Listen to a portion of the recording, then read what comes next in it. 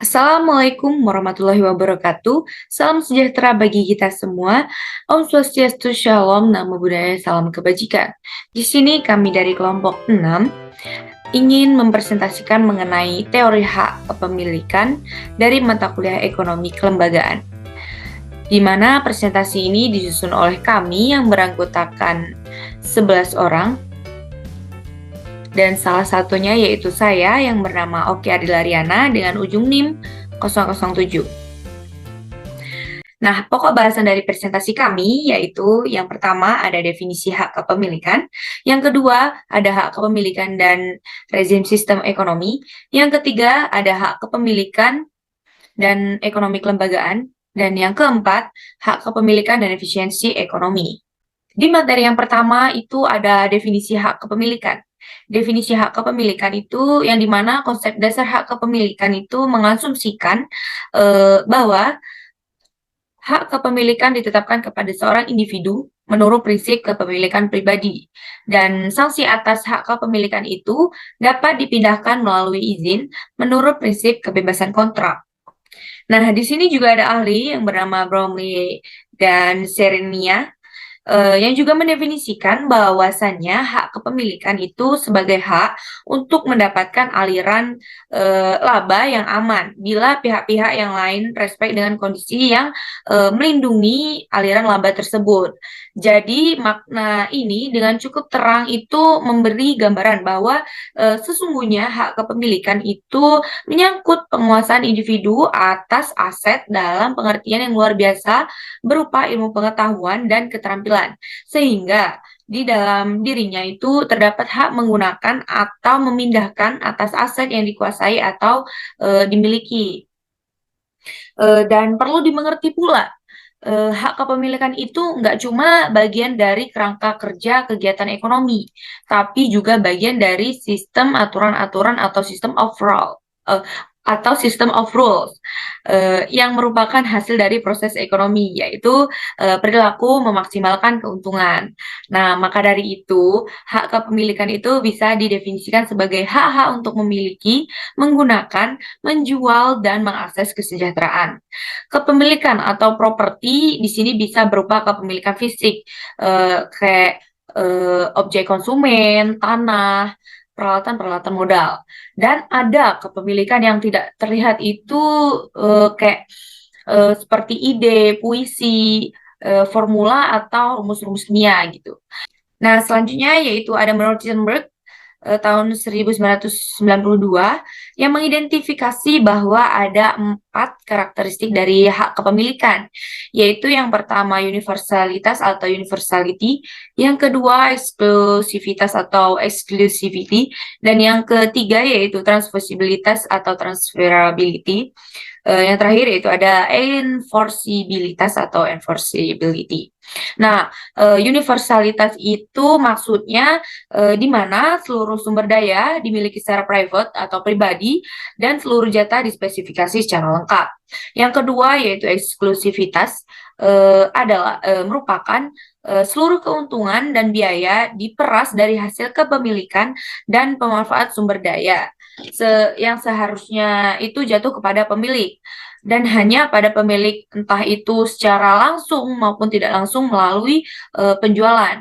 Yang ketiga yaitu transferabilitas, transfer yang artinya dapat dipindahkan. Dalam artian seluruh hak kepemilikan itu harusnya dapat dipindahkan dari satu pemilik ke pemilik lain melalui pertukaran yang sukarela.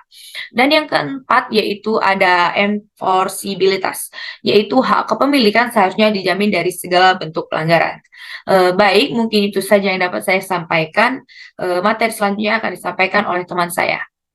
Perkenalkan, nama saya Nadia Ramanani dengan ujung NIM 6015. Di sini saya akan menjelaskan tentang tipe atau jenis hak kepemilikan. Jadi tipe atau jenis hak kepemilikan yang eksis di dalam kehidupan bermasyarakat itu sebenarnya ada 3 tipe, yakni yang pertama hak kepemilikan individu atau private property right, yakni bahwa setiap individu itu berhak nih untuk menguasai dan memiliki aset spesifik yang diinginkan oleh dirinya.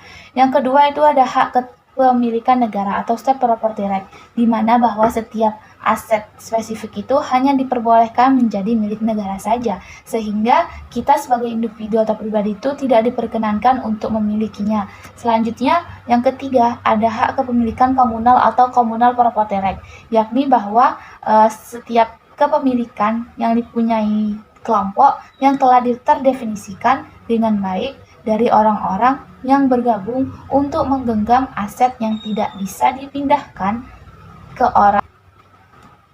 Tetapi di dalam ekonomi kelembagaan baru atau New Institutional Economy, tipe hak kepemilikan itu dibagi menjadi 4. Yang pertama ada rezim kepemilikan individu, di mana bahwa hak kepemilikan dan aturan-aturan yang ditetapkan oleh individu itu sendiri sebagai pemiliknya, sehingga individu itu berhak nih untuk membuat aturan yang berkenaan dengan sesuatu tersebut.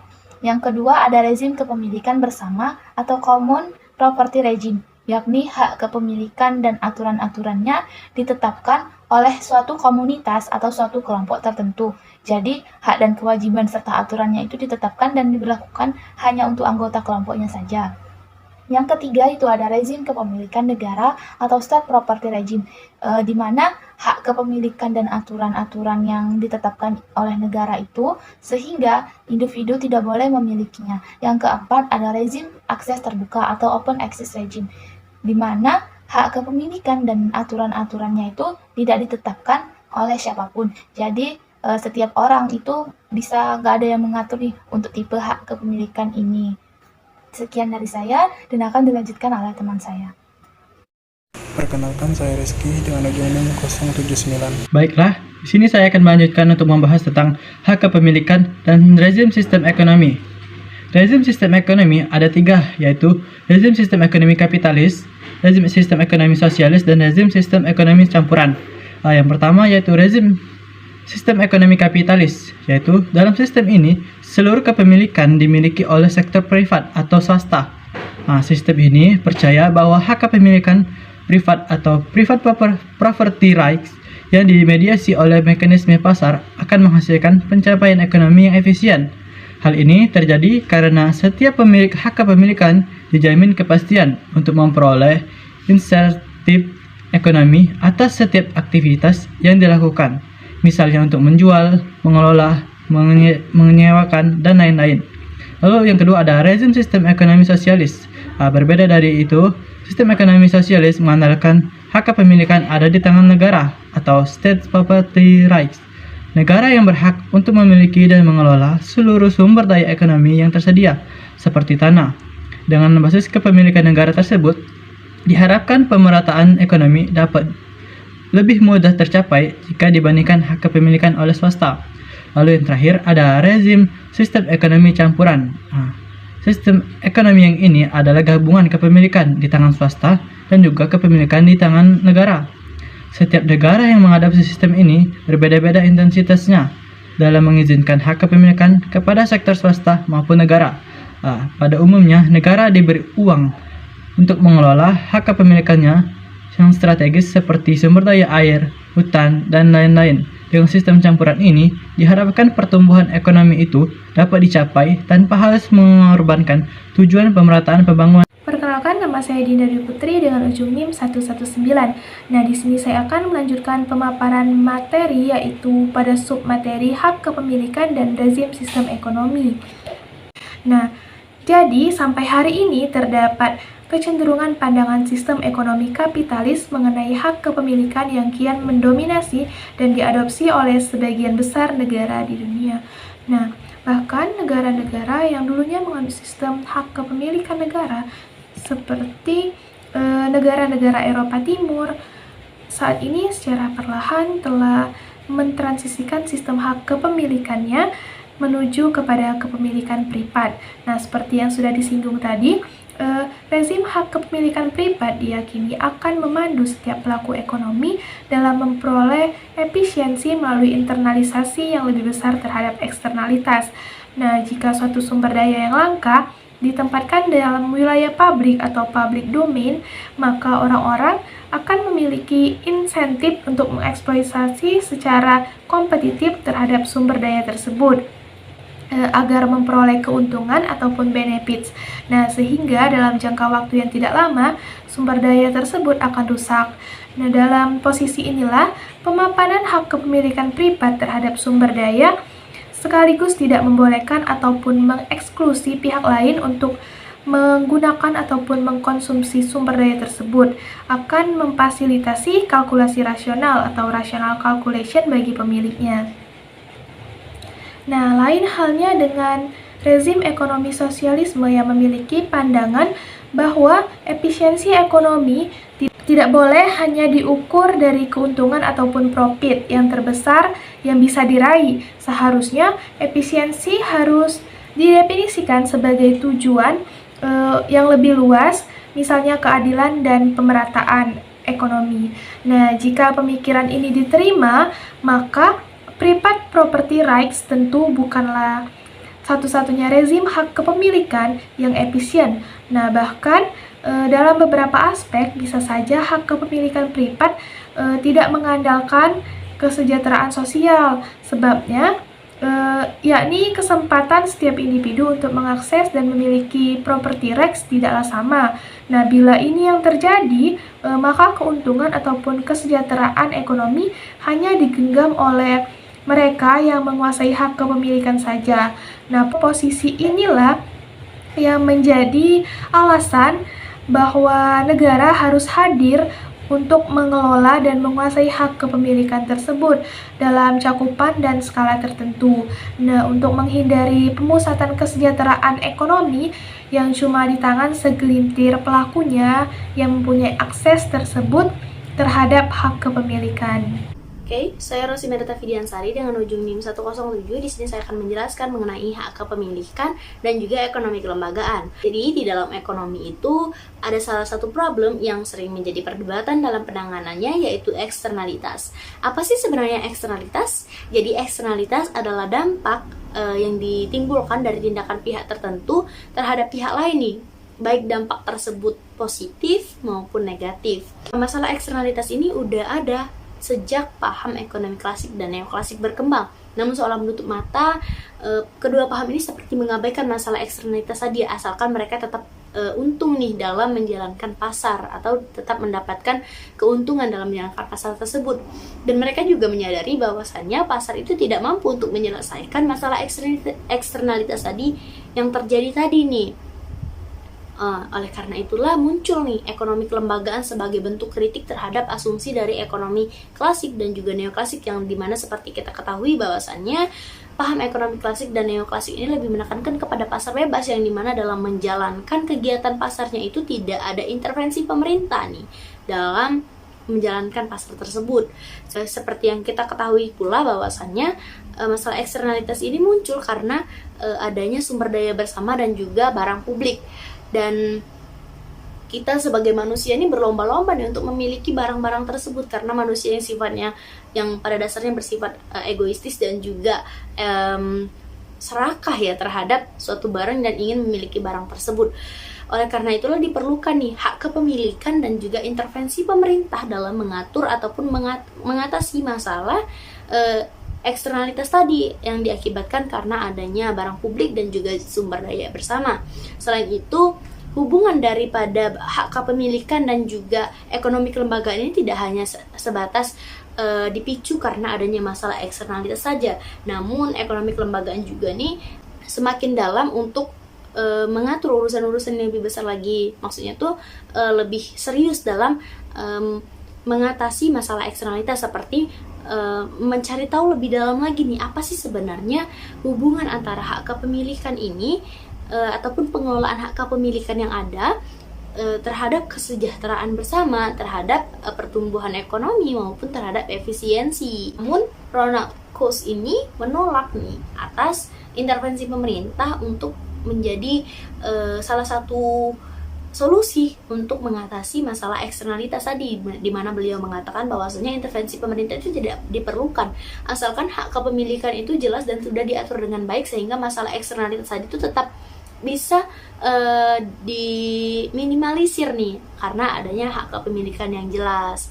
Namun tetap saja hak kepemilikan tanpa regulasi ataupun aturan-aturan dari pemerintah, tanpa intervensi dari pemerintah itu tetap saja bakalan menimbulkan sedikit kekacauan karena tidak adanya regulasi yang campur tangan dalam menjalankan suatu kegiatan ekonomi tersebut.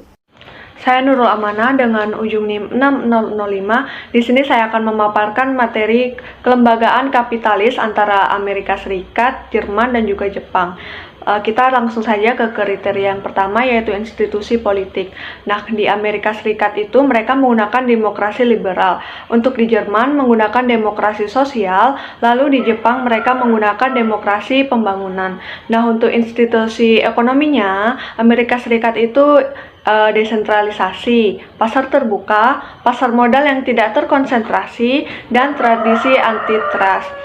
Nah, maksudnya apa sih ini? Jadi maksudnya itu untuk institusi ekonomi di Amerika Serikat itu kepemilikannya milik swasta, tidak ada ruang bagi BUMN.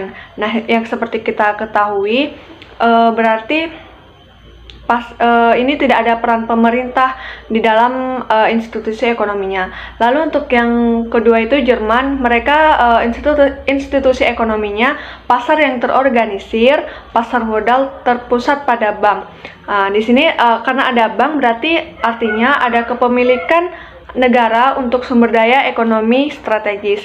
Nah, lalu untuk Jepang, mereka itu institusi ekonominya pasar terpimpin, sulit melakukan penetrasi ke pasar, jaringan bisnis ketat. Jadi jika ada perusahaan yang kurang efisien, maka pemerintah ini akan turun tangan. Nah, melalui kebijakan pemerintah ini akan mempengaruhi pasar, sehingga negara mengadakan koordinasi integratif dengan pihak swasta. Jadi di Jepang ini ada kepemilikan negara. Lalu untuk ideologi ekonomi dominan. Nah, untuk di Amerika Serikat sendiri itu kebebasan usaha atau free enterprise liberalism. Lalu untuk di Jerman itu mereka menggunakan kemitraan sosial atau social partnership. Nah, sedangkan untuk di Jepang menggunakan teknonationalisme, yang artinya paham atau keyakinan bahwa negara harus dikelola oleh para teknokrat. Nah, jadi dengan kerangka kelembagaan ekonomi ini bisa kita perkirakan bagaimana bentuk-bentuk hak kepemilikan pada negara-negara tersebut. Nah, di Amerika Serikat tadi seperti yang sudah saya jelaskan bahwa mereka menganut pasar bebas, di mana hak kepemilikan ini hampir seluruhnya milik swasta. Jadi tidak ada ruang lagi bagi negara untuk mengelola dan menguasai sumber daya ekonomi, termasuk kepemilikan badan usaha milik negara atau BUMN. Nah, tentu saja jika terdapat kasus-kasus semacam eksternalitas atau ketimpangan pendapatan, maka pasar sendiri yang menyelesaikannya. Lalu yang kedua adalah negara Jerman. Negara Jerman ini menganut sistem pasar sosial, di mana negara itu dengan intensitas terbatas diberikan ruang untuk menguasai hak kepemilikan yang bernilai ekonomi, sehingga negara mempunyai kapasitas mengatasi masalah eksternalitas dan ketimpangan pendapatan. Nah, biasanya solusi yang diberikan oleh pemerintah itu adalah pajak, lalu memberikan tunjangan sosial dan kepemilikan badan usaha. Yang selanjutnya adalah negara Jepang. Jadi negara Jepang ini menerapkan sistem ekonomi terpimpin, yang artinya negara itu diberi keleluasaan untuk memiliki hak kepemilikan. Namun yang ditekankan dalam sistem ekonomi terpimpin ini, negara harus melakukan koordinasi dengan badan usaha dan juga atau sektor swasta, sehingga kegiatan ekonomi itu dapat dikontrol dengan baik, lalu dapat menyelesaikan atau menghindari masalah eksternalitas dan juga masalah ketimpangan pendapatan. Dan pada akhirnya hak kepemilikan itu adalah satu hal yang bukan sifatnya statis namun dinamis, yang artinya dapat berubah sesuai dengan sistem ekonomi, perkembangan sistem ekonomi, politik, sosial, budaya maupun teknologi itu sendiri. Dan seperti contoh misalnya dalam suatu wilayah itu suatu jumlah manusianya itu masih sedikit namun sumber daya alam itu berlimpah ruah, maka tidak perlu nih adanya kepemilikan, tidak perlu adanya pula aturan main dalam mengatur kepemilikan tersebut. Itulah yang disebut mengapa hak kepemilikan itu bersifat dinamis, yang artinya dapat berubah sesuai dengan lingkungan yang terjadi di sekitarnya. Perkenalkan, nama saya Nur Intan Permatasari dengan ujung NIM 6169. Di sini saya akan menjelaskan tentang hak kepemilikan dan efisiensi ekonomi. Nah, efisiensi sendiri secara sederhana bisa didefinisikan sebagai upaya untuk memperoleh output yang lebih besar dengan input atau faktor produksi yang sama. Nah, dalam pendekatan statis, efisiensi ekonomi itu dicapai melalui spesialisasi tenaga kerja. Nah, sedangkan dalam pendekatan dinamis, efisiensi ekonomi itu diperoleh dengan jalan meningkatkan kapasitas dan inovasi teknologi sehingga produktivitas menjadi meningkat. Kedua pendekatan ini dalam batas-batas tertentu telah teruji keberhasilannya, baik di negara maju maupun negara berkembang. Jika persoalan efisiensi ekonomi tersebut dikaitkan dengan hak kepemilikan, maka tentunya akan cukup banyak perspektif yang bisa digunakan. Nah, yang pertama yaitu melihat hubungan antara hak kepemilikan dengan kepastian hukum untuk melindungi penemuan-penemuan baru. Jaminan hak paten akan memberikan intensif material bagi para pelaku ekonomi untuk terus menemukan inovasi-inovasi baru. Nah, bila inovasi baru ataupun teknologi tercipta, maka secara langsung akan mempengaruhi pola produksi yang bisa meningkatkan produktivitas. Nah, yang kedua yaitu melihat hubungan antara hak kepemilikan dengan degradasi lingkungan. Ketergantungan terhadap sumber daya alam itu menyebabkan kecenderungan untuk melakukan eksploitasi besar-besaran, sehingga berpotensi untuk merusak lingkungan. Dalam konteks ini, hak kepemilikan yang tidak jelas terhadap sumber daya alam itu cenderung akan merusak lingkungan, dan dalam jangka waktu yang panjang akan menurunkan pertumbuhan ekonomi.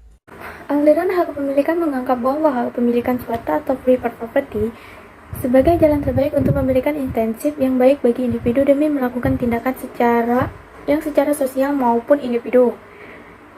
Sebaliknya, daripada harusnya memindahkan hak pemilikan sumber daya alam kepada individu, paham hak pemilikan bersama Common Property Rights School berargumentasi bahwa hak pemilikan atas SDA seharusnya dikelola dan diatur oleh masyarakat atau community yang memberikan keuntungan bagi masyarakat maupun pihak luar. RCDR, riset empiris yang dilakukan oleh Ostrom 1990 dan Bromley 1992 melaporkan penemuan yang inspiratif baik dari sisi sejarah maupun saat ini kontemporer, di mana masyarakat mengembangkan kelembagaan atau institution yang memampukan mereka mengelola sumber daya yang dimiliki bersama secara sukses dalam jangka waktu yang lama tanpa terjebak dalam skema. Tentu saja ini harus membedakan dengan hak kepemilikan bebas atau terbuka, di mana yang terakhir menggadaikan hak kepemilikan yang tidak jelas. Nah, kesimpulan yang diambil adalah sebagai hubungan yang kuat antara milik yang jelas kualitas lingkungan.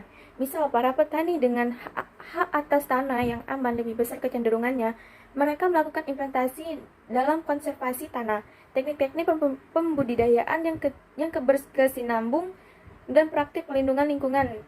Nah, menerapkan hak penggunaan atas air, perikanan, dan perkayuan yang memberikan suatu insentif dengan sarana yang jelas bagi pengelola sumber daya. Penemuan-penemuan yang tersebut meyakinkan bahwa hak pemilik akan menyumbangkan efisiensi ekonomi, karena setiap hasil permanfaatan atas hak pemilikan hanya akan jatuh kepada pihak pemilik. Terima kasih.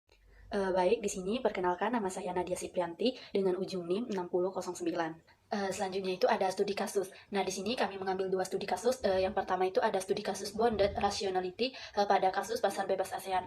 Nah, yang kedua itu ada studi kasus asymmetric information pada harga di bursa saham Jakarta Indonesia. Nah, jadi di sini saya akan menjelaskan yang bagian pertama yaitu studi kasus bonded rationality pada kasus pasar bebas ASEAN. Dalam hal ini, pasar bebas ASEAN adalah suatu keadaan di mana di antara negara-negara ASEAN sepakat bahwa tidak ada lagi batasan atau restriksi wilayah dalam mobilitas barang dan sumber daya.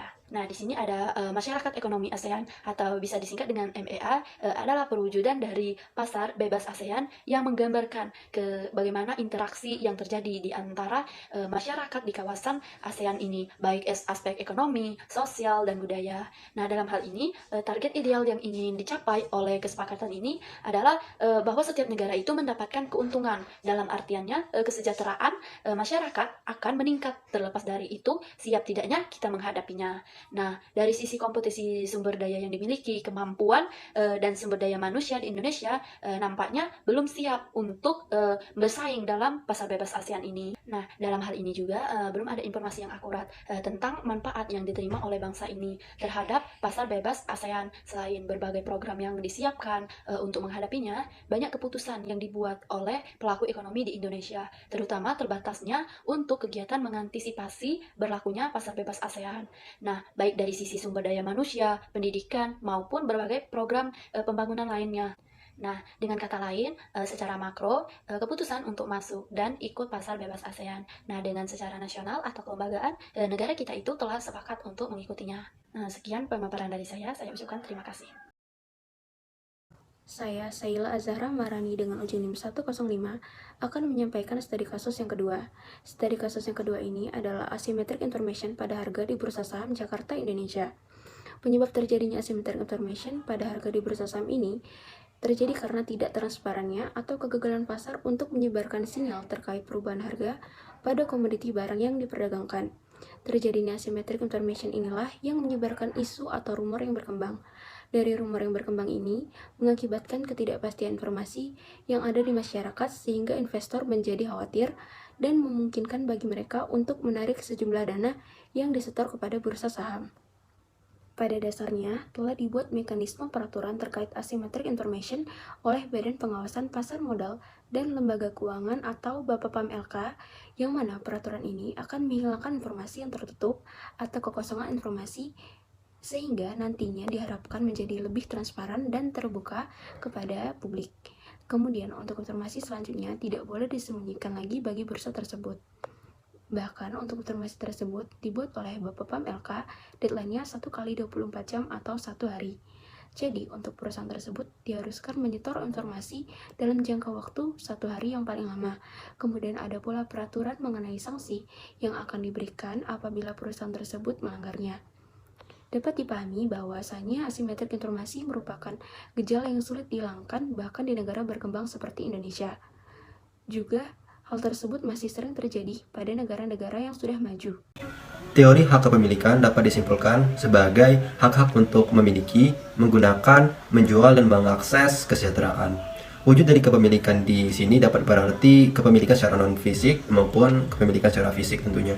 Sejarah munculnya hak kepemilikan dapat dilihat dari 3 pendekatan, yakni teori kepemilikan individu, teori kepemilikan negara, dan teori sosial atau komunal. Dikatakan bahwa ekonomi kapitalis percaya bahwa kepemilikan yang harus dirawat adalah hak kepemilikan individu saja, sedangkan ekonomi sosialis percaya bahwa hak kepemilikan yang benar hanyalah hak kepemilikan negara. Dalam negara berkembang, tidak menganut rezim private atau individu maupun state property rights atau kepemilikan negara. Jadi untuk negara berkembang tidak menjerumus kedua pendekatan yang sebelumnya, baik itu pendekatan secara sosialis maupun kapitalis. Namun menghendaki suatu analisis yang jauh lebih dibanding memilih 2 hal yang sangat berlawanan ekstrim tersebut. Eksternalisasi keberlawanan antara paham kapitalis dan sosialis dapat diinternalisasikan dalam kegiatan ekonomi jika hak kepemilikan telah dikelola dengan baik. Dari 2 studi kasus yang telah kami berikan sebelumnya, dapat dibuktikan bahwasanya apabila peranan teori hak kepemilikan sangatlah penting dan sangat berpengaruh dalam kegiatan ekonomi, baik itu dalam skala nasional maupun secara global yang terjadi saat ini. Dan itulah kesimpulan dari kelompok kami. Mohon maaf apabila ada salah kata dalam presentasi atau video ini yang telah kami buat. Saya tutup. Wabillahi taufiq wal hidayah. Wassalamualaikum warahmatullahi wabarakatuh.